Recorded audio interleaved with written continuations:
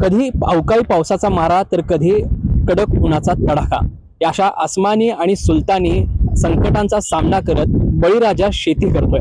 मात्र अशा शेतीच्या वेळी लिंकिंगचा देखील सामना या शेतकऱ्याला करावा लागतोय। बऱ्याचदा जी गरजेची असतात अशा पद्धतीची जी खतं असतात ती खरेदी करताना जी गरजेची नाही आहेत अशा पद्धतीच्या खतांची देखील सक्ती केली जाते। या खताच्या लिंकिंग संदर्भात पाहूयात हा खास रिपोर्ट। खरं तर बळीराजाला आपल्या पिकाची गुणवत्ता वाढवण्यासाठी खतांचा वापर करावाच लागतो। मात्र खत कंपन्या आणि खत विक्रेते बऱ्याचदा खतांचे लिंकिंग करून विक्री करत असतात। म्हणजेच जास्त मागणी असलेले घेताना इतर कमी मागणी असलेले किंवा शेतकऱ्याला गरज नसलेले खतही विकत घेणे बंधनकारक केले जाते।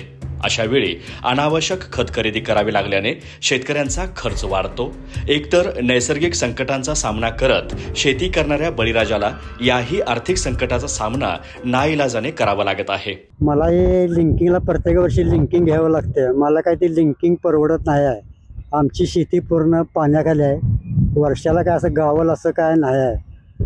कधी 10 टन कधी 15 टन असं आम्हाला ऊस गावतो या। त्यामुळे लिंकिंगवर बंदी आणायला हवी आहे असं आमचं तरी मत आहे। लिंकिंग काय घालत्याला गायात कुठली नको आहे ती आम्हाला जी पाहिजे ती नाही, नको आहे ती औषधं घालायची ते गायात 250, 300, 400 रुपये बाटली घ्या आणि जावा। मग आम्हाला गरज आहे त्यामुळे आम्हाला काय पुढे बोलता येत नाही। असं एक वेळ होतं। बरेच वेळा प्रसंग असा आला बा। आज गेले 15 दिवस अवकाळी पावसामुळे जे काही फार मोठं नुकसान झालेलं आहे ते नुकसान देखील शेतकऱ्याच्या जीवावरती पडत आहे। ह्याच्यामध्ये सरकारने लक्ष दिलं पाहिजे। भले कायद्यानुसार लिंकिंग हे जरी नसलं तर ॲक्च्युली प्रॅक्टिकली जर खालच्या स्तराला जर बघितलं दुकान लेवलला तर लिंकिंग हे 100% सक्ती करूनच दिलं जातं। ह्याच्यामुळे होतं काय की लोकांना जी आवश्यक खतं आहेत ती दिली जात नाहीत, ती घ्यावी तर त्याच्यावर दुप्पट किमतीचं लिंकिंग घ्यावं लागतं। परिणामी काय होतं की जे शेतकऱ्याला खत हवं आहे, जी त्याची गरज आहे, ज्याच्यामधून न्यूट्रिशन जादा मिळते तीच खतं नेमकी उपलब्ध होत नाहीत। तर ह्या संदर्भात फार मोठं नुकसान शेतकऱ्यांचं होत असून वेळेवरती खतं मिळत नाहीत। ह्याच्यावरती जरुरी काय असेल ती कायदेशीर कारवाई करण्यात यावी। त्यामध्ये सरकारने फार लक्ष घालण्याची जरुरी आहे। तर खत कंपन्यांकडून व्यावसायिक फायदे मिळवण्यासाठी कमी मागणी असलेल्या उत्पादनांची विक्री वाढवण्यासाठी सर्रास सक्तीचं खत लिंकिंग केलं जातं। त्याशिवाय खतांचा पुरवठाच कंपन्या विक्री केंद्रांना करत नाहीत अशी माहिती एका खत विक्रेत्यांनी सांगितली आहे। मात्र अशा पद्धतीने खतांची लिंकिंग करून विक्री करणे कायद्याने बंधनकारक असल्याने कृषी विभागाकडून कोल्हापूर जिल्ह्यातील खत विक्रेत्यांवर कारवाई देखील केली जाते। कोल्हापूर जिल्ह्यामध्ये खरीप हंगामामध्ये मोठ्या प्रमाणात खरीपचे क्षेत्र असून त्या खरीपमधील पिकांसाठी लागणाऱ्या ज्या निविष्ठा आहेत त्या गुणवत्तापूर्ण असाव्यात, त्या किफायतशीर दरामध्ये शेतकऱ्यांना उपलब्ध व्हाव्यात यासाठी आपण कोल्हापूर जिल्ह्यामध्ये एकूण 13 भरारी पथकं स्थापन केलेली आहेत।